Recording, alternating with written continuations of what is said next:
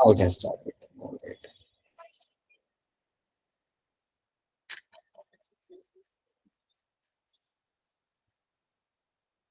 चलिए हमारे मॉड्यूल्स देखते हैं हमने क्या पढ़ा था क्या नहीं देखा था, एक बार फटाफट रिवाइज कर लेते हैं जो भी हमने देखा था।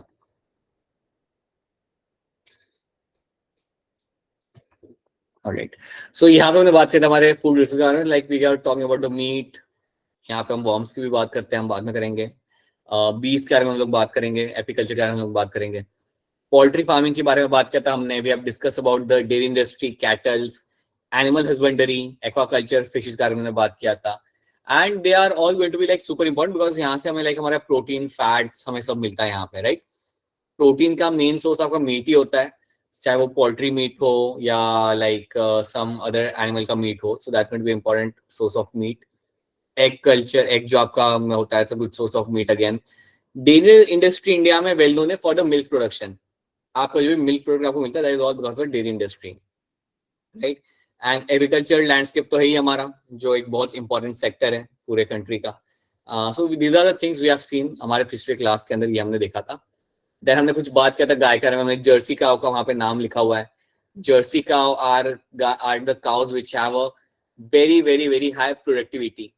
मतलब इनसे जितना आपको लाइक मिल्क प्रोडक्शन आपको मिलता है ईयरली बेसिस पे, वो बहुत ज्यादा होता है। तो इसलिए आपको ये मिलेगी देखने के लिए। और हिमाचल में स्पेशली पालमपुर वाले एरिया के अंदर मैंने ये काफी ज्यादा कॉमनली मिली देखने के लिए। आपने भी देखी होगी, ऑरेंज कलर की गाय होती है जिनके सिंग नहीं होते हैं, जिनके सिंग नहीं होते हैं, and you can very commonly find them like moving around. So that is something you know. So ये सारी रिक्वायरमेंट है बेटा आपके खाने के, जो आप। सर हमारे घर हाँ में बेटा यही बोलिए, वाली है। वापस बोलना बेटा, वापस बोलना। सर हमारे घर में यही वाली है। क्या बात है बेटा, बहुत बढ़िया। सर हमारे घर में भी यही वाली कौवा है। अरे बहुत सही है, बहुत बढ़िया। So it's a very nice cow and it's a very good productivity इसकी होती है। बेसिकली फॉरेन की काउ है ये, इंडिया की, इसे इंडिया में अब ग्रो किया जाता है, बट एक्चुअली ये है लाइक यूरोपियन काउ है ये। सो इसके साथ फायदा ये होता है कि इसका मिल्क प्रोडक्शन काफी ज्यादा होता है। बट एक कंसर्न रहता है, अभी तो इतना कंसर्न है नहीं, लेकिन एक कंसर्न जनरली जो पहले था वो ये था कि ये बीमार जल्दी हो जाती थी। काफी पहले की बात है, they used to get ill very easily. मतलब इतना स्ट्रांग नहीं होते जैसे इंडियन काउस होते थे, उस हिसाब से थोड़े इतने स्ट्रांग नहीं हुआ करते थे। बट नाउ इनके कुछ वेरिएंट्स अब मिलते हैं इंडिया में जो like which have those traits, जो काफी स्ट्रांग रहते हैं, स्टर्डी होते हैं, सो इतनी दिक्कत नहीं आती। But it's a very good cow to have actually, they also look quite nice. Okay, so ये हमने देखा था, we have seen all those thing कि ये सारे खाने की हमें जरूरत होती है, they are all essential part of your diet. शायद आपको ये बात मैंने बताई थी या नहीं बताई थी, अगर आप डाइट अपना मेंटेन करते हो सही से, आपकी मेजॉरिटी ऑफ द इश्यूज वहां पे आपके सॉल्व हो जाते हैं। आपके कोई हेल्थ इश्यूज नहीं रहते हैं आपके। Even it also affects your brain as well, the right kind of food, so it's very important.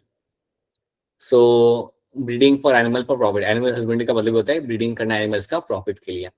तो यहाँ पे आप देख सकते हो उन्हें आप ब्रीड कर रहे हो। India is very populace country, तो इसलिए आपको हमारे जो नीड्स है उन्हें फुलफिल करने के लिए इन सबको ग्रो करना पड़ेगा। We have to grow the crops, we have to grow the life stocks, has to be done, right. White revolution के में हमने बात की थी, जहां पे हम बात करते हैं इंक्रीज द काउ ब्रीडिंग। उन्हें हम कैसे कर सकते हैं, लाइक न्यूट्रिटिव फूड खिला के, कैटल की हेल्थ को मेंटेन करके, मेंटेन देयर शेल्टर। तो हम हमारे यहाँ पे लाइक इंक्रीज कर सकते हैं हमारे यहाँ पे व्हाइट रेवोल्यूशन, ठीक है। Similarly we can deal with the green revolution as well, crops को ग्रो करना काफी अच्छे अमाउंट में। मिल्क का production is the white revolution, ये हमने पिछले क्लास में ऑलरेडी बात कर चुके हैं, राइट। एक काफी फेमस कंपनी आपने सुना होगा अमूल करके। Amul is a very yes famous sir. Country throughout the, हाँ, company throughout the country. तो उसका जो मेन कैंप, उनका जो मेन सिटी है, लाइक मेन जो उनका लाइक वो है इंडस्ट्री है, वो हमारे यहाँ से 35 किलोमीटर दूर है, आनंद में वो, right. It's hardly 35 kilometre away from this, and that city has one of the best agriculture university in the country. Country की one of the best agriculture university वहां पे ही है। सो वो पूरा सिटी ही उसके ऊपर डेवलप किया गया है। सो आपने, मैं बताना चाहूंगा उसका नाम यहाँ पे, उसका नाम आपका यहाँ पे होगा आनंद एग्रीकल्चर यूनिवर्सिटी। यहाँ पे बहुत सारे लोग आते हैं एग्रीकल्चर सीखने के लिए। देन लोग आते हैं यहाँ पे वेटनरी साइंस सीखने के लिए। यहाँ पे वेटनरी साइंस का भी कोर्स होता है 4 साल का, 4.5 साल का। सो it's very like well known city in terms of milk production and white pollution.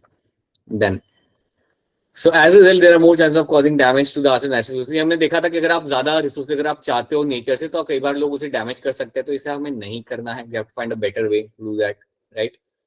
So let's talk about that.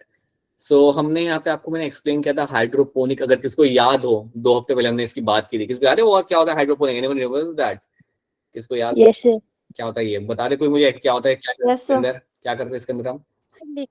किसी लिक्विड सर, सॉल्यूट इसके अंदर प्लांट्स को उगाने की करके प्रोसेस को बोलते सोनाली हैं बेटा आप हाइड्रोपोनिक. बताओ, एक सेकंड, एक करके. सोनाली बेटा पहले आप बताओ क्या करते हैं इसके अंदर, बोलो. हाँ सोनाली बोलो. हाँ सर इसमें किसी लिक्विड के अंदर से प्लांट्स को ग्रो करते हैं. राइट. और इसका एडवांटेज क्या होता है फिर?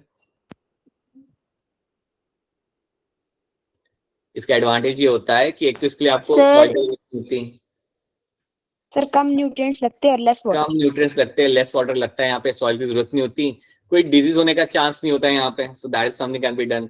सो इसे हम कहते हैं हाइड्रोपोनिक, जो बहुत घरों में किया जाता है. मतलब एटलीस्ट कई मेट्रो सिटीज में घरों में ये किया जाता है.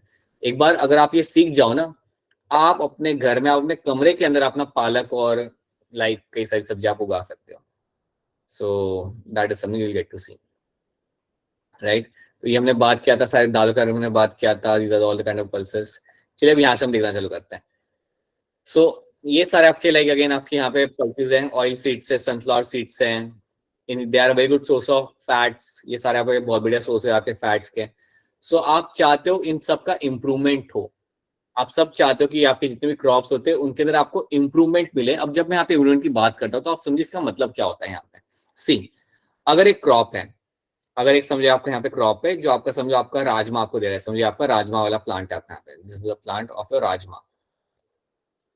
तो आप एक बात यहाँ पे आप ध्यान से समझिए कि आप चाहोगे ऐसा राजमा प्लांट ग्रो करना आपके फील्ड के अंदर जो through out the year grow करे, राइट. जो पूरा लाइक ऐसे सीजनल ना हो, it can grow through out the year, it can grow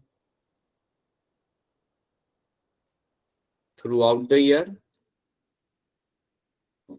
और उसके साथ साथ उसके अंदर जो लाइक प्रोडक्टिविटी हो. मतलब अगर एक राजमा का प्लांट है जो होता है समझो आपका 5 फीट का होता है ये, या समझो आपका 4 फीट का होता है, तो आप ऐसा प्लांट बनाना चाहते हो जिसकी हाइट भी ज्यादा हो. आप ऐसा प्लांट बनाना चाहते हो जिसकी हाइट हो लगभग around like let's say around 6 feet जितनी. तो जब आप ऐसे कोई प्लांट बनाते हो, ऐसे जब आप कोई प्लांट बनाते हो तो उसके अंदर क्या कर रहे हो आप इम्प्रूवमेंट कर रहे हो. या improving the crop which are growing over there. और ये करना बहुत जरूरी होता है. और ये सब करने के लिए आपके एग्रीकल्चर साइंटिस्ट एक बहुत इंपॉर्टेंट रोल आपका प्ले करते हैं. Your agriculture scientist will play very important role. ठीक है. तो एक ये फील्ड होती है जिसमें आप लाइक बीएससी एग्रीकल्चर साइंस आप कर सकते हो. तो एक ये बहुत ही ऐसी फील्ड है जहां पे आप काम करके आप ये सब कर सकते हो. You can actually do the work जहां से आप क्रॉप इंप्रूवमेंट कर सकते हो, जो अल्टीमेटली फार्मर्स को और कंट्री को बेनिफिट कर सकता है. आप कुछ नया रिसर्च कर सकते हो जिसके थ्रू आपको पता चल सकता है कि कौन से ऐसे प्लांट्स है जिनको हम यूज कर सकते हैं एज अ क्रॉप, या इनको हम कंज्यूम कर सकते हैं. सो ये सब चीजें की जाती है in the field of your agriculture science. तो ये फील्ड के बारे में आपको मालूम होना चाहिए, एग्रीकल्चर साइंस. और इसके बारे में एक और चीज आपको बताना चाहूंगा, क्योंकि आप हिमाचल से हो. हिमाचल में एक बहुत बढ़िया यूनिवर्सिटी है एग्रीकल्चर की जो पालमपुर में है. उसका पूरा नाम मेरे को मालूम नहीं है बट स्टार्ट होता है CSK करके. तो CSK पालमपुर करके मुझे याद रखते थे. But it is one of the very famous university in your Palampur, okay, and that is the agriculture university CSK Palampur, okay. और ये काफी वेल नोन है बहुत ज्यादा रिसर्च के लिए साइंस के अंदर. इसमें काफी इसका कंट्रीब्यूशन है in the field of agriculture. So एक ये आप यहाँ पे देखा होगा. और अगर आप पालमपुर से है तो आपने एक और जगह सुनी होगी IHBT करके. ये शायद मैंने आपको पहले कभी बताया होगा. IHBT ये एक इंस्टीट्यूट है CSIR का. CSIR का ये एक इंस्टीट्यूट है. वहां पे यहाँ पे भी काफी ज्यादा रिसर्च किया जाता है in the field of agriculture, in the field of plants, in the field of botany. बहुत ज्यादा यहाँ पे रिसर्च किया जाता है. दोनों के दोनों बहुत बढ़िया प्लेसेस हैं and they are all are in the Palampur, Himachal Pradesh. So even your place have number of good institutes which work on the improvement of the food resources या improvement of the crop yield. ठीक है. I hope आप में से कुछ लोग future में वहां पे जाके काम करें and contribute करें in the field of agriculture science. Alright. Vegetable, spices, fruit provides a range of vitamins and minerals in addition to small amount of protein and carbohydrate. ये सब हमें fruits, vegetables हमारे यहाँ पे मिल जाता है, right? In addition to these food crops, fodder crops like berseem, oats and Sudan grass are raised as a food for the livestock. Livestock के लिए भी हमें हमें कुछ crops को grow करना पड़ता है, तो ये सारे उन crops के नाम है जो हम livestock के लिए हम लोग grow करते हैं, ठीक है? Then ये हमने कुछ example यहाँ पे आपको दिया था कि कुछ प्लांट्स आपके कुछ कंडीशन में ग्रो करते हैं, बनाना जैसे करता है वार्मर कंडीशन के अंदर, एप्पल ग्रो करता है कोल्डर क्लाइमेट कंडीशन के अंदर. So we have seen this thing. So हमने बात किया था about this plants which are going to be like kharif plants and your rabi crops. Crops जो आप ग्रो करते हो during the rainy season, crops जो आप ग्रो करते हो रेनी सीजन के दौरान, that is are my kharif crops. और जो आप ग्रो करते हो आपके रबी क्रॉप्स जो आपके होते हैं, you grow them in the winter seasons के अंदर, आपने वहां पे ग्रो करते हो. एग्जांपल हम ऑलरेडी यहाँ पे देख चुके हैं. Paddy, soybean, pigeon pea, maize, cotton, green gram, black gram, wheat gram, peas, mustard line. These are the example we have seen. ये example आप एक दो बार देख लोगे तो आपको वैसे ही वो याद हो जाएंगे, ठीक है? So these are the things we have covered. अब हम यहाँ पे देखेंगे something else. So अब यहाँ पे थोड़ा ध्यान दीजिएगा, यहाँ से हमारा नया टॉपिक चालू हो रहा है. In India, there has been 4 times increase in the production of food grain from 1960 से लेके 2004 तक, with only 25% increase in the cultivable area. हमने जो फूड ग्रेन का जो प्रोडक्शन इंक्रीज किया है वो 4 टाइम्स ज्यादा किया है, लाइक 4 टाइम्स हमने ज्यादा इंक्रीज किया हमारा फूड ग्रेन का प्रोडक्शन. और जो हमने एरिया यूज किया है वो सिर्फ हमने यूज किया अराउंड 25% कल्टिवेबल एरिया हमने यहाँ पे यूज किया. So that's a very good thing. इसका मतलब बेटा यहाँ पे क्या होता है, इसका मतलब यहाँ पे होता है कि हमने काफी थोड़ा एरिया हमारा यूज किया एग्रीकल्चर के लिए एक्स्ट्रा, एंड स्टिल हमने काफी ज्यादा हमारा क्रॉप बनाया, ठीक है? तो ये एक बहुत अच्छा साइन है कि हमने सिर्फ थोड़ा सा एरिया एक्स्ट्रा इंक्रीज किया हमने कल्टीवेशन के लिए, और उसे यूज करने के बावजूद हमने 4 टाइम्स ज्यादा हमारा प्रोडक्शन हमारा यहाँ पे हमने इंक्रीज किया. That's a very good thing which we have done in the last like 50 years, ठीक है? How has that been possible? ये पॉसिबल कैसे हुआ, तो हम इसे हम यहाँ पे समझते हैं. The practice involve in farming can be done into 3 stages. आप जब फार्मिंग करते हो उसे हम यहाँ पे एक्सक्यूज मी, उसे हम यहाँ पे 3 स्टेज में हमारे यहाँ पे डिवाइड करेंगे. क्रॉप वैरायटी इंप्रूवमेंट,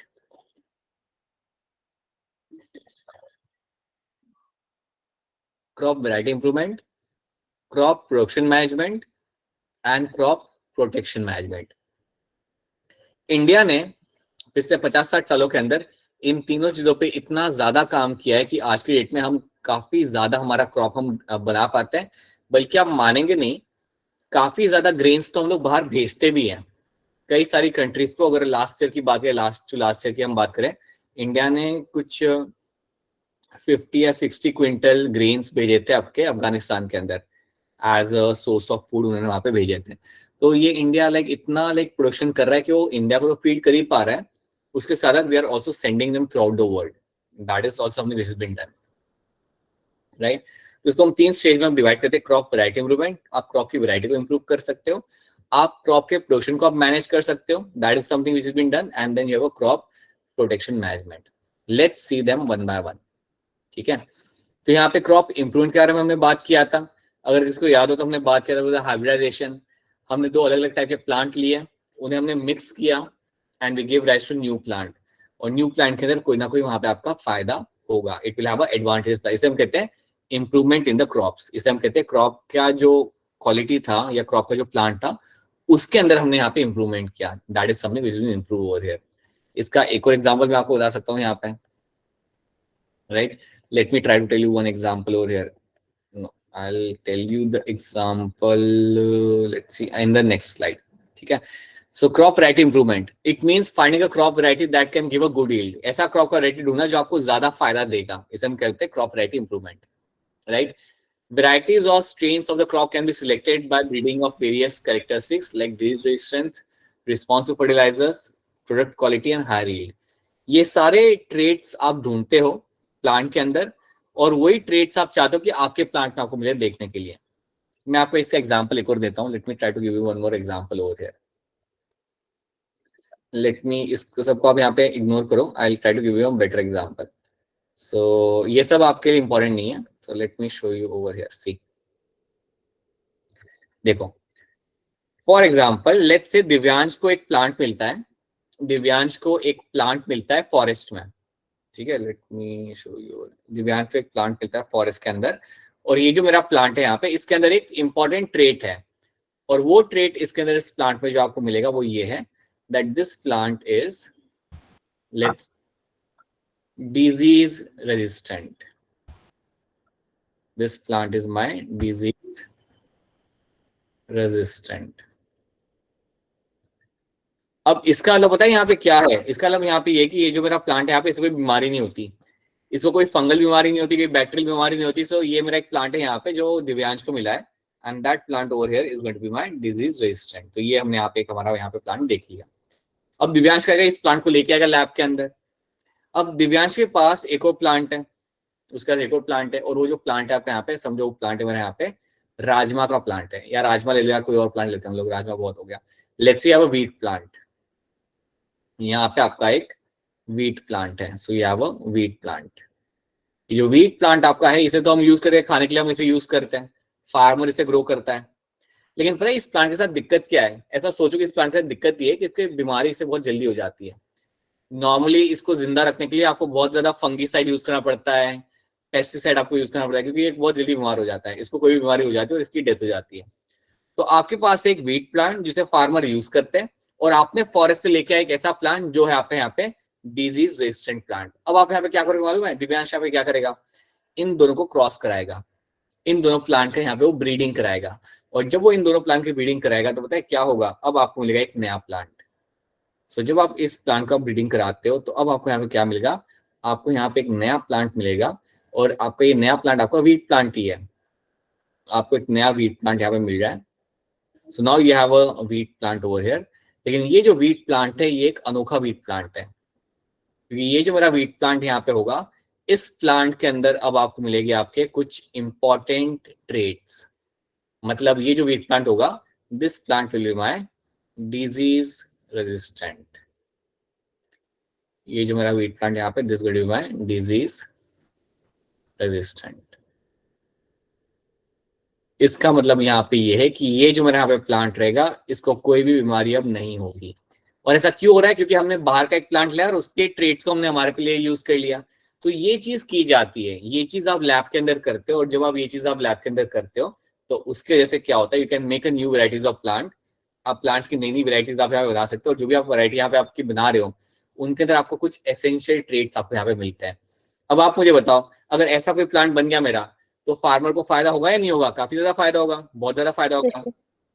दो तरीके से फायदा होगा, एक तो ये व्हीट प्लांट है यहाँ पे, इसका मतलब वो उसे ग्रो करेगा, बेचेगा, एक तो वो प्लांट फायदा है। दूसरा फायदा पता है क्या है? उसको अब खर्चा नहीं करना पड़ेगा डिजीज को मारने के लिए, डिजीज से बचाने के लिए इस प्लांट के ऊपर उसे खर्चा करना पड़ेगा नहीं। तो आप सोचो, अगर एक फार्मर साल में 25,000 रुपीज इन्वेस्ट करता है पेस्टिसाइड के ऊपर या इंसेक्टिसाइड के ऊपर, अब उसे वो करने की जरूरत नहीं पड़ेगी। तो आप सोचो एक फार्मर को यहाँ पे कितना ज्यादा फायदा होगा, a farmer will get so much benefit out of this. तो यही हम कहते हैं, इसी बेटा हम लोग कहते हैं यहाँ पे as a improvement in the crop yield. इसको हम यहाँ बोलेंगे as a improvement in the crop yield, जो आप यहाँ पे आप करते हुए देखते हो। क्या ये वाला एग्जाम्पल आप सबको यहाँ पे समझ आ रहा है? Is this example clear to all of you? Yes sir. सच्ची बताओ, और नहीं आ रहा तो बोल दो कि नहीं आ रहा, मैं एक और एग्जाम्पल लेके आपको समझाऊंगा। क्लियर होना चाहिए एग्जाम्पल। यहाँ पे हुआ क्या, डिजीज रेजिस्टेंस का मतलब यहाँ पे होता है बेटा कि बीमारी से बचने वाला, बीमारी से बचने वाला। This is the plant over है, ये एक वाइल्ड प्लांट था, इसको हम लेके आए और इसके ट्रेट्स को हमने यूज किया, और हमारे फायदे के लिए हमने इसे यहाँ पे अच्छे से इस प्लांट को हमने यहाँ पे यूज कर लिया। और ऐसा ही किया जाता है, ऐसा ही किया जाता है। बल्कि पता है मैं आपको बताऊंगा, कैंसर के लिए जो आपके जो एंटी कैंसर ड्रग्स होते हैं ना, वो भी आपको प्लांट्स से मिलते हैं। तो कई बार आप फॉरेस्ट में जाके ऐसे कुछ प्लांट्स आइसोलेट करके निकाल के लेके आते हो, और उनमें से फिर आप एंटी कैंसर ड्रग्स आप बनाते हो। तो ऐसा काफी बार किया जाता है, and that is something which is very common. ठीक है, सो प्लांट्स को यूज किया जाता है। अभी तो हम यहाँ बात करें क्रॉप को इम्प्रूव करने के बारे में, बट प्लांट्स को काफी तरीके से यूज किया जा सकता है। चलिए, now another way of improving the crop is by introducing a gene that would be provide desired characteristic। तो कई बार पता है क्या किया जाता है, आप एक प्लांट में से एक जीन को निकालते हो, डीएनए को निकालते हो, और दूसरे प्लांट में आप डाल देते हो। ठीक है, तो आपने ये येलो कलर का जो आपका जो फ्लावर वाला प्लांट था, उसमें से आपने जीन को निकाला और वो आपने रेड वाले प्लांट के अंदर आपने डाल दिया। तो ये चीज भी की जाती है। तो इसे हम कहते हैं जेनेटिकली मॉडिफाइड क्रॉप, इसको हम बोलते हैं यहाँ पे as a genetically modified crop. तो ये भी टर्म याद रखना, यहाँ पे वैसे मेंशन किया हुआ है, this called is my genetically modified crop. काफी नाम ये शायद आपने सुना होगा, शायद से आपने सुना होगा, ये क्रॉप्स जो आपके बनाए जाते हैं, तो इनके जीन्स को हम यहाँ पे थोड़ा चेंज करते हैं, उससे फिर आपके काम का आपको प्लांट आपको मिल जाता है। ये भी बेटा जेनेटिक लेवल पे होता है, ये सारा काम लाइक लैब में ही होता है, ये सब काम is something that be done in a lab only, ठीक है। तो आप जीन निकालते हो, डीएनए निकालते हो एक प्लांट में से, दूसरे प्लांट में आप डालते हो। अच्छा एक बात बताओ, क्या आपको कभी आपके स्कूल वाले बायो की लैब में लेके गए हैं? नहीं लेके गए? No, sir. ऑलराइट, कोई बात नहीं, ठीक है। कि किसी दिन हम लोग लाइक ऐसे वर्चुअल लैब में काम करेंगे।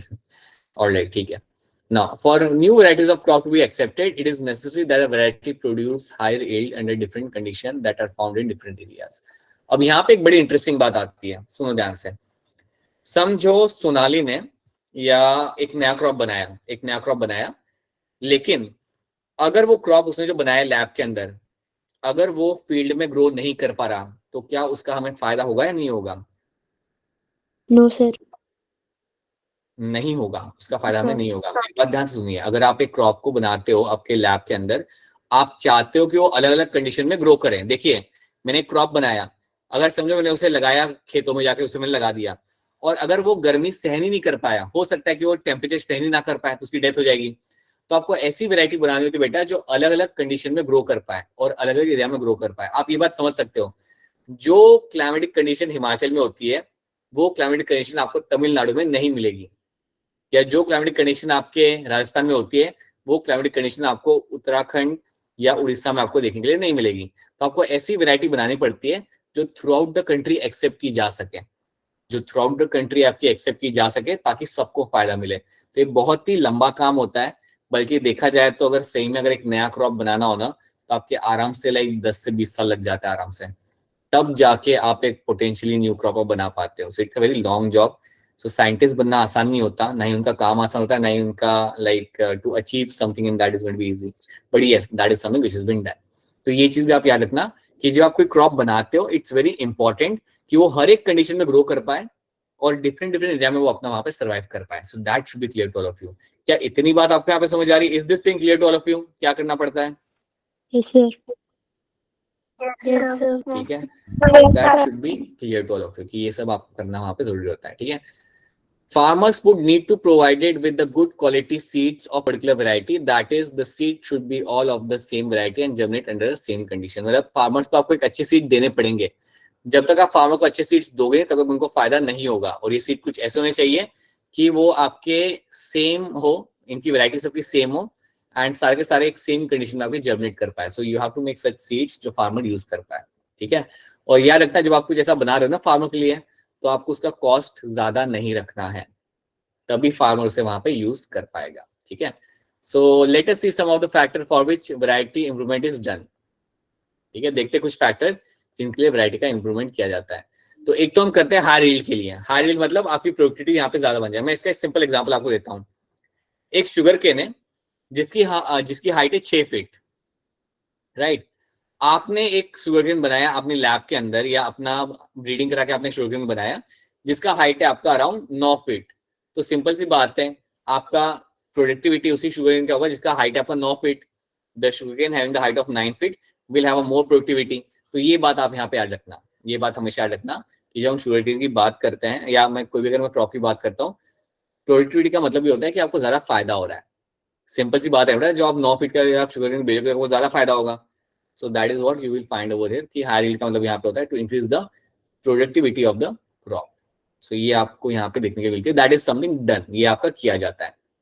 देन सेकेंड चीज, इंप्रूव क्वालिटी। आपका जो क्रॉप आप बना रहे हो उसकी क्वालिटी आपकी ज्यादा बेटर होनी चाहिए। तो कई बार साइंटिस्ट कोशिश करते हैं ऐसे प्लांट्स बनाने की जिनकी क्वालिटी ज्यादा बेटर हो, right. The quality consideration of the crop product vary from crop to crop, right. For example, baking quality is important in the wheat, right. आप कुछ ऐसा व्हीट बनाओ जिसमें से हम बेकिंग प्रोडक्ट्स आप इजीली बना पाओ। आप ऐसे कैटेगरी का आपका गेहूं का प्लांट बनाओ जिसको यूज करके आप बेकिंग इंडस्ट्री में ज्यादा फायदा कमा सको। So that is why quality crop बनाना भी बहुत ज्यादा इंपॉर्टेंट होता है। तो ये बात भी आपको याद रखनी है। प्रोटीन क्वालिटी, आप ऐसे पल्सेस बनाओ जिसके अंदर आपका बहुत ज्यादा प्रोटीन कंटेंट हो, राइट। समझो 20-30 ग्राम प्रोटीन आपको वैसे ही मिल जाए 100 ग्राम के अंदर। तो ऐसे करके हम एक इम्प्रूव क्वालिटी के हमारे पल्सेस और अलग अलग क्रॉप्स हम यहाँ पे बनाते हैं। तो ये बात भी आप यहाँ पे याद रखना, right. As pulses provide a very good source. देखिए याद रखना, इंडिया में majority of the country is going to be vegetarian, right. Even though non vegetarian काफी अच्छे हैं, बट स्टिल मेजर लोग आपके यहाँ पे वेजिटेरियंस होते हैं।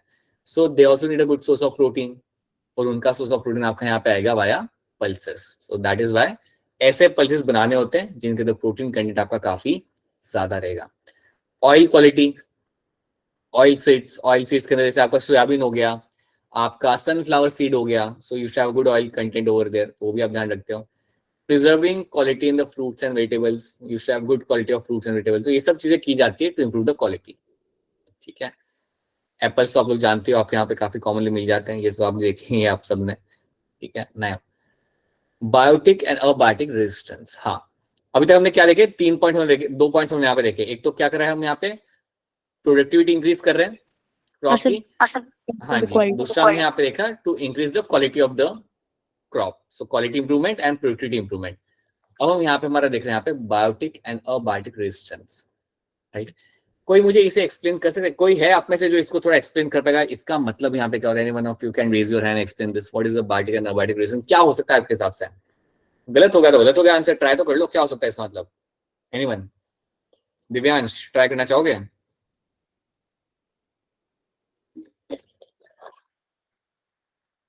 मैं आपकी हेल्प करता हूँ। इसका मतलब जैसे किसी बायोटिक या सर अबायोटिक सर किसी ऐसे रिसोर्स है सर, वो सर प्लांट्स के उसमें प्रोडक्टिविटी या फिर सर उनके स्टोर करने में उनको दिक्कत पैदा कर दे ऐसे। मैं बताता हूँ। देखो, बायोटिक का मतलब होता है लिविंग ऑर्गेनिजम्स, इतना रखना। बायोटिक मतलब लिविंग ऑर्गेनिजम्स, अबायोटिक मतलब नॉन लिविंग ऑर्गेनिजम्स, ठीक है। रेजिस्टेंस मतलब अवॉइड करना या दूर रहना, रेजिस्टेंस मतलब अवॉइड करना, दूर रहना या अपने आप को बचाना। तो आप मुझे बताओ, एक प्लांट अगर मैं कह रहा हूँ it is showing the biotic resistance, वो किससे अपने आप को बचाएगा? आप मुझे बताइए हैंड रेज करके आप लोग, एक प्लांट, एक क्रॉप अपने आप को किन किन चीजों से, किन किन ऑर्गेनिजम्स से बचाने की कोशिश करेगा? Please raise your hand and try to tell me the answer, बताइए। So Sonali have raised their hand. Sonali बताइए क्या होगा इसका आंसर, बताइए। सर प्लांट्स, जैसे प्लांट्स की जो फंगस होती है उससे बचाने की कोशिश करेगा।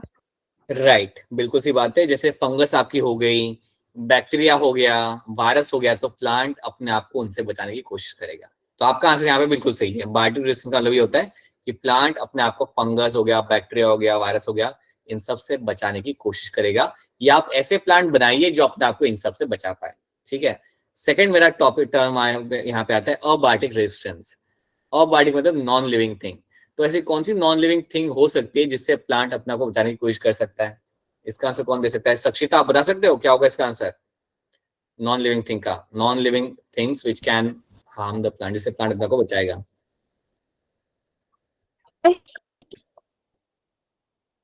चलिए कोई बात नहीं बेटा, आपकी आवाज खड़ी है, हम लोग इसको आगे देखते हैं। See, so crop production can be grown due to, can go down due to biotic and abiotic factors. कई सारे अबायोटिक और बायोटिक फैक्टर्स से आपका क्रॉप प्रोडक्शन आपका नीचे जा सकता है। तो इसको हम समझते हैं, इसे हम कैसे रोक सकते हैं। Disease, insect and Nematoda. याद रखना, बायोटिक मतलब डिजीज हो गई, इंसेक्ट्स हो गए, निमेटोड हो गए, ये सारे आपके क्रॉप को डैमेज कर सकते हैं, ठीक है। Resistance wheat to no damage, susceptible wheat, Hessian fly damage. तो देखो यहाँ पे मैंने 2 पिक्चर दिखा के रखे हुए हैं। एक प्लांट जहाँ पे कोई डैमेज हो नहीं पा रहा, कोई इंसेक्ट डैमेज कर नहीं पा रहा, एक एरिया जहाँ पे इंसेक्ट डैमेज कर रहे हैं। सिमिलरली आप यहाँ पे फ्लावर देख सकते हो, फ्लावर में पूरे सारे आपके इंसेक्ट जाके लग चुके हैं, तो ये भी डैमेज हो रहा है यहाँ पे। तो ये सब आप नहीं चाहते। अगर ऐसा हो रहा है तो आपको फायदा नहीं, आपको नुकसान होगा। If you do those kind of thing then you will have much more harm than the advantage over here, ठीक है। देन अबायोटिक फैक्टर क्या होते हैं? अब अबायोटिक फैक्टर मैंने यहाँ पे हो सकते हैं ड्राउट, सूखा पड़ना, या आपका ज्यादा टेम्परेचर बढ़ जाना एटमॉस्फेयर के अंदर, ठंड ज्यादा हो जाना, राइट, वाटर इकट्ठा हो जाना, ज्यादा वाटर इकट्ठा हो जाना, ऐसी कंडीशन को हम कहते हैं अबायोटिक फैक्टर। तो हम ऐसे प्लांट्स बनाना चाहते हैं जो सूखे में भी सर्वाइव कर जाए, अगर फ्लड आ जाए, ज्यादा पानी बन जाए तो वहां पे भी वो सर्वाइव कर जाए, अगर आपका टेम्परेचर बहुत ज्यादा हो जाए एटमॉस्फेयर के अंदर तो भी वो सर्वाइव कर जाए। तो ऐसे प्लांट्स आप हमेशा बनाना चाहोगे जो अबायोटिक स्ट्रेस को सर्वाइव कर सके, they are able to survive the abiotic stress. So this is something should be clear to all of you. ठीक है, चलिए. Varieties resistant to these factors can improve the crop production. So varieties resistant to these factors, आपका अगर आप ऐसी varieties बना सकते हो तो आपका बेसिकली आपका क्रॉप प्रोडक्शन आपका यहाँ पे इंप्रूव हो जाएगा. यू कैन क्लियरली सी कि आपका क्रॉप प्रोडक्शन आपका बहुत ज्यादा वहाँ पे इंप्रूव हो जाता है. यू कैन सी ओवर, देखो ये आपके जो प्लांट्स मैंने आपको यहाँ पे दिखाया है, ये कितने कम पानी में ग्रो कर रहे हैं, अच्छे से ग्रो कर रहे हैं. तो आपको ऐसे प्लांट बनाने हैं, आपको ऐसे प्लांट बनाने हैं जो आप ऐसी कंडीशन में आपको ग्रो कर पाए. Right, so that was my point number 3. Biotic and abiotic resistance आपको यहाँ पे प्लांट के अंदर आपको देखने के लिए आपको मिलना चाहिए.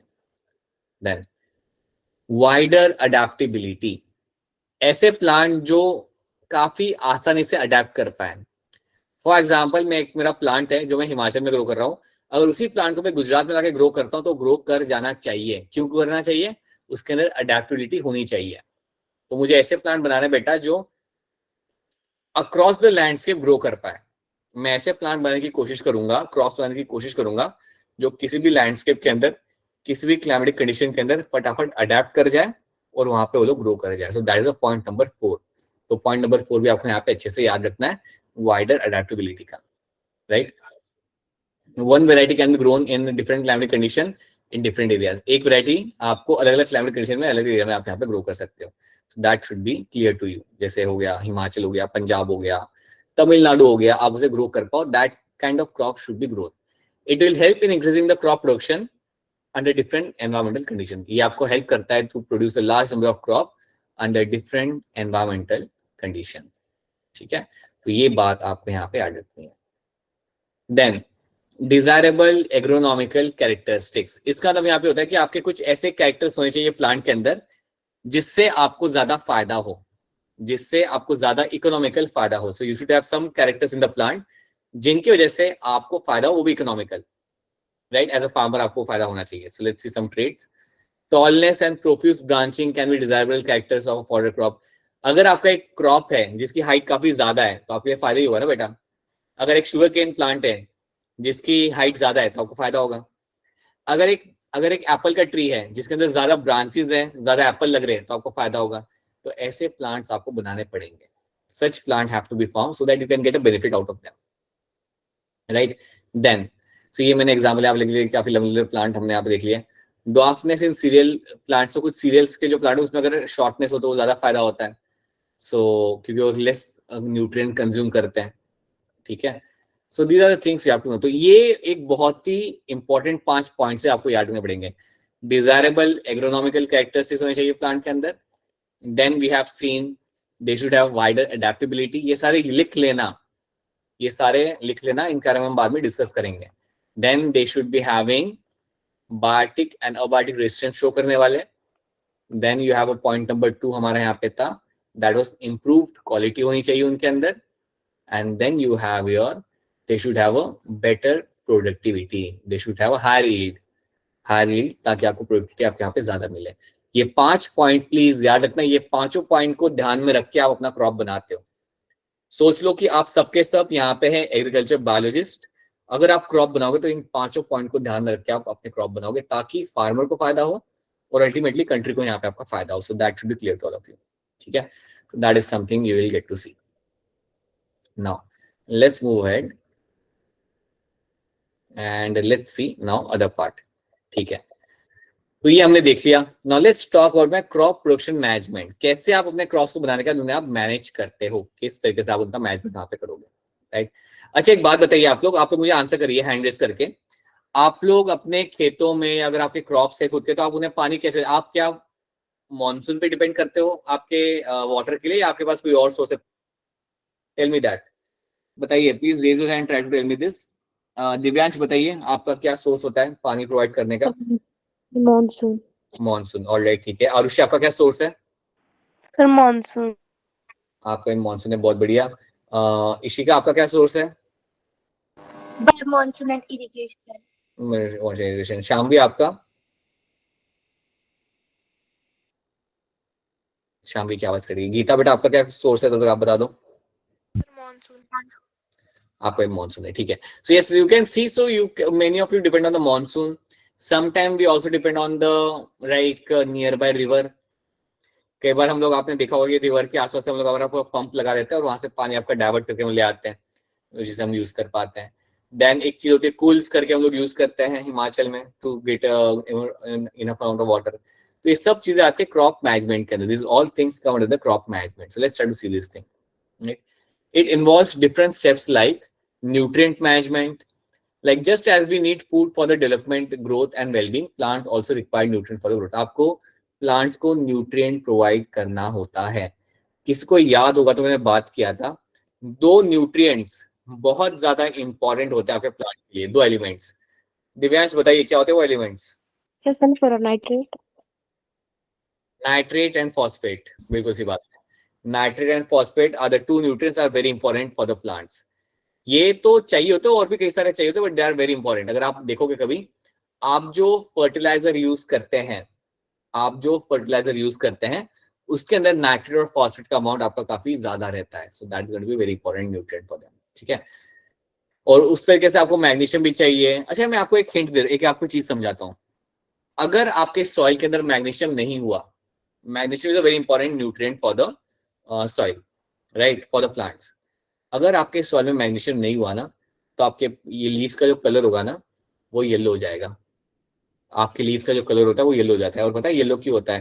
पहले आप मुझे ये बताओ, आप लोग सोच के बताओ मुझे, आप लोग काफी समझदार हो, आप मुझे बताओ, लीव्स का कलर ग्रीन क्यों होता है? लीव्स का कलर ग्रीन होता क्यों है, बताओ मुझे। सर क्योंकि लीव्स के अंदर पिगमेंट क्लोरोफिल कहते हैं, उसकी वजह बहुत से सही, लीव्स का बहुत कलर ग्रीन बढ़िया, होता बहुत है। बढ़िया, बिल्कुल सही आंसर बेटा आपका, कि क्लोरोफिल होता है आपका पिगमेंट आपके लीव्स के अंदर, and because of that they have a green colouration, ठीक है? अब याद रखना, क्लोरोफिल बनाने के लिए you need to have a magnesium. Chlorophyll बनाने के लिए आपको मैग्नीशियम की जरूरत होती है।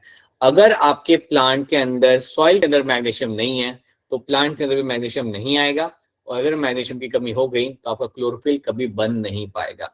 अगर आपका क्लोरोफिल नहीं बन रहा, तो आई थिंक आप समझ पा रहे हो कि क्यों आपका प्लांट का कलर यहाँ पे आपका येलो हो जाएगा, ठीक है? तो याद रखना, so that is why all elements are very essential.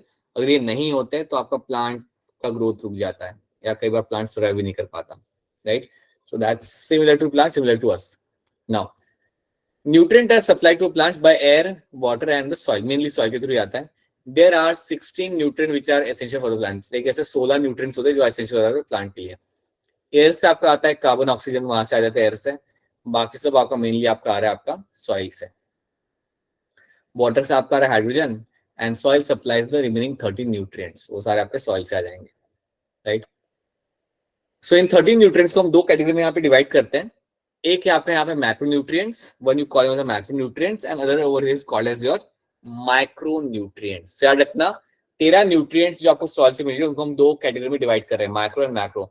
आप मुझे बताओ, आपको क्या लग रहा है, इनमें से कौन सा न्यूट्रिएंट ज्यादा चाहिए होता होगा? Which of this nutrient will be required in more amount, macro या माइक्रो? मैक्रो।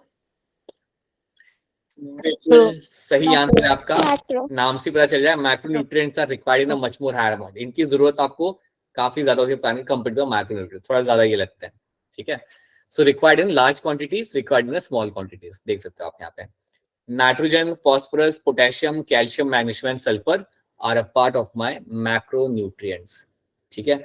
और मैक्रोन्यूट्रिएंट्स आपके यहाँ पे होते हैं iron, manganese, boron, zinc, copper, molybdenum and chlorine. ये सब आपके वहां पे होता है आपके macronutrients. So ये नाम भी याद रख लेना, they are like simple names. You have macronutrients and you have macronutrients. So इनकी इस तरीके से यहाँ पे आपकी रिक्वायरमेंट होती है। Now, deficiency of these nutrients affect the reproduction, growth and susceptibility of the disease. अगर इनकी कमी होती है ना, तो आपका ग्रोथ रुक जाएगा, प्लांट अपना रिप्रोडक्शन कर नहीं पाएगा, एंड अल्टीमेटली प्लांट की यहाँ पे हो जाएगी डेथ। अल्टीमेटली आपको कहेगा कि प्लांट के वहां पे आपकी डेथ हो रही है, ठीक है? या उसे डिजीज हो जाएगा, कोई बीमारी हो जाएगी उसे वहां पे। सो न्यूट्रिएंट्स अगर आप मेंटेन नहीं कर पा रहे, then that is not useful for the plant by any means, that's not very useful for the plant by any means, right? So अभी हम बात करते हैं हमारे मैन्योर की। अब जनरली आप जानते हो इंडिया में मैन्योर के हिसाब से जो चीज यूज की जाती है, that is your cow dung. Cow dung is a very good source of manure, right? Through out the country से यूज किया जाता है। क्या आप मुझे कोई और सोर्स बता सकते हो जो मैं यूज करता हूँ एज अ मैन्योर? अगर मैं खुद की खेती कर रहा हूँ, काउ डंग के अलावा मैं क्या यूज कर सकता हूँ एज अ मैन्योर? आप मुझे बताइए, anything else, can you suggest me? So plant waste. Plant waste, very good, बहुत बढ़िया। प्लांट वेस्ट में यूज कर सकते हो मैंने, तो मेरे घर पे खाना में जो भी मेरा प्लांट वेस्ट बनता है ना, उसको मैं सॉइल के अंदर डाल के उसे यूज कर सकता हूँ as a manure. Very good, उसे मैं यूज कर सकता हूँ। So that's very good source of manure. Chemical manures भी आपके मिलते हैं, बट ये आपके बेसिकली बायोलॉजिकल सोर्स है आपके, जो आपके बड़े ही अच्छे होते हैं सॉइल के लिए। Now manure is prepared by decomposition of animal excreta and plant waste. So plant waste और एनिमल एक्सक्रीटा को डिकम्पोज करके आपका मैन्योर बनाया जाता है। तो ऐसे आप बड़े से एरिया के अंदर आप अपना मैन्योर बना लेते हो, एंड देन फिर ये सॉइल को आप यूज कर सकते हो फॉर द कल्टीवेशन पर्पस के लिए। Manure contains large quantities of organic matter and also supply small quantities of nutrients to the soil. तो सारा सॉइल का कंटेंट बहुत ही अच्छे लेवल का हो जाता है अगर आपका मैन्योर अच्छा हो तो ये बात आपको यहाँ पे it's very understandable. Matter rich in organic compound rich in nutrients, right, ये आप यहाँ पे देख सकते हो। क्या आप लोग कभी घर पे ये सब बनाते हो क्या, खुद से करते हो क्या ये सब आप चीजें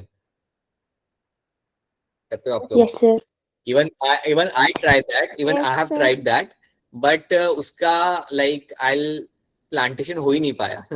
So basically what I did ना, वर्मी कंपोस्ट आपको मालूम है ना, vermi compost, you know what is vermi compost right, जो अर्थवर्म बनाते हैं, है ना। Yes. So I use the vermi compost, I use the soil, उसको मिक्स किया and I grow some seeds over there.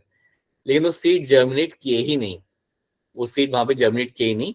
And जब मैंने उन सीड्स को सिर्फ सॉइल में ग्रो किया, सो दे वर इजीली एबल टू जर्मिनेट, वो काफी इजीली वहां पे आके जर्मिनेट कर गए थे।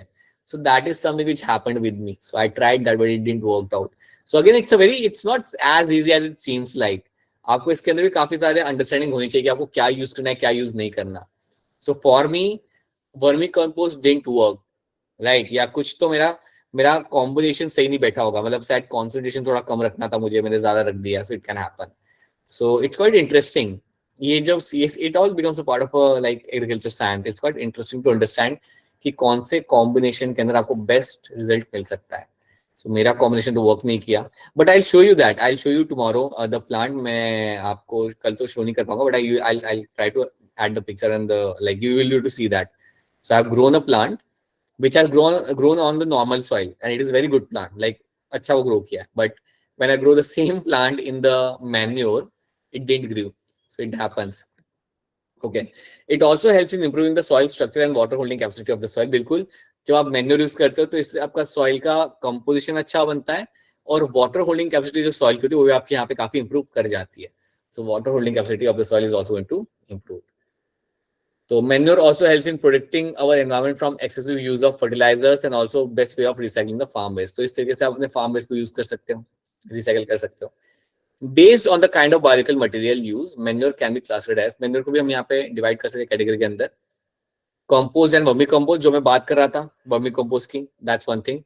The process in which farm waste material like livestock excreta, vegetable waste, animal refuse, domestic waste, sewage waste, straw, eradicated weed, etc. is decomposed in pits is known as my composting. तो ये सारे waste को आप लेते हो, decompose करते हो और इसको हम कहते हैं एज अ कंपोस्टिंग। तो ये सबको मिक्स कर देते हो आप और इसे बंद करके आप रख देते हो, तो इसको हम कहते हैं composting.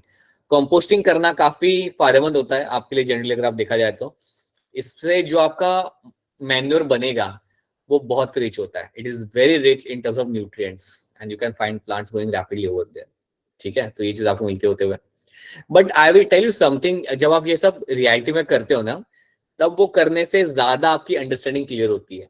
I be very honest with, जब आप ये रियलिटी में जब आप ये सब चीजें कर रहे होते हो, you get to learn number of things. You learn कि क्या करना चाहिए, क्या नहीं करना चाहिए, क्या वर्क करता है, क्या वर्क नहीं करता। You understand everything when you do all the thing on in hand ना। तो इसलिए मैं आपसे पूछ रहा था कि आपके स्कूल में कुछ ऐसा कराते क्या, as a experiment, as a practical, ऐसा कुछ कराते क्या स्कूल के अंदर आपको? No, sir. No, sir. Yes, sir. कुछ नहीं। किसी ने यस बोला था, जिसने यस बोला था बता दो बेटा क्या कराते हैं स्कूल में, थोड़ा बताओ, थोड़ा सा शेयर करिए आपका सर एक्सपीरियंस। हमारे स्कूल में सर हमारे बोलिए स्कूल बोलिए। में जैसे कि जब मिड डे मील बनता है तो सर जैसे कि उसके जो छिलके वगैरह वेस्ट बचे होते हैं वहां पे ना, हमारे स्कूल में ग्रीन कलर का बड़ा सा सर वर्मी कंपोस्टिंग के लिए लगाया हुआ है। सर वहां पे मतलब बच्चों से थोड़ी सी खाद डलवाते हैं, फिर वहां पे केंचुए वगैरह को भी डलवाते हैं और जो वेस्ट बचा होता है जैसे कि किचन में जो सब्जियों के छिलके वगैरह होता है वो वहां पे डाल देते हैं। और भी जैसे कि जो मतलब डिकम्पोज हो सकते, जैसे पत्ते जब झड़ जाते हैं तो उनका जो नीचे बच जाता है वो उनको जलाने की बजाय उसमें डाल देता ताकि वो कंपोस्ट हो जाए। ऐसे फिर वो जो वर्मी कंपोस्टिंग करके जो मैन्योर बनता है उसको फिर वापस से प्लांट्स में डालते हैं। वाओ, और ये सब करने में आपके स्टूडेंट्स आपकी मदद करते हैं, स्टूडेंट्स मिलते हैं ये सब करने के लिए मिलके? Yes sir.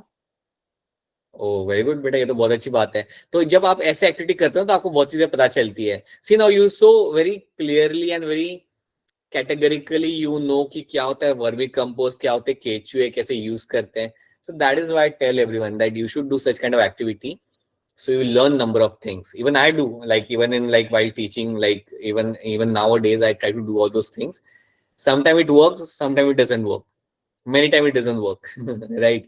But you get to learn number of things, so you should be always engage in such activities. मैं तो सबको recommend करूँगा आपको करना चाहिए ऐसा सब कुछ। बहुत बढ़िया रहता है ये सब करना।